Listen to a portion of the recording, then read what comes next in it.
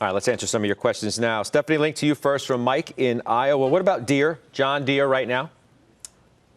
I like it a lot. It's the ultimate cyclical, though, so you just have to know that it's volatile and the economy has to definitely recover. But they're doing things like margins, accretion, acquisitions, and they have cost cutting going on, and they're going to take market share. So I like this name. Buy it on a pullback, though. Josh Brown, Will in Nashville wants to know about Prologis. Long-term, good long-term buy? Well, I think so. So I started buying this in the low 90s when I talked about it on the show. They crushed earnings last week, beat by 12 cents, 35% rise in rental income, funds from operations up 44%.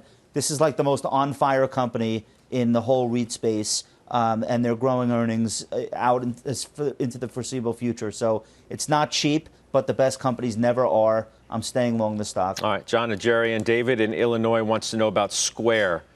Is it still a buy? It's one of those stocks we've talked about that has had a nice run.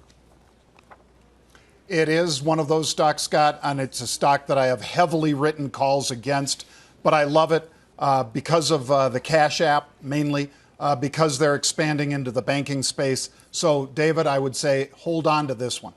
All right. Lastly, Rob Seachin to you from John in Massachusetts. I'm 23 and invested in the Washington Fund.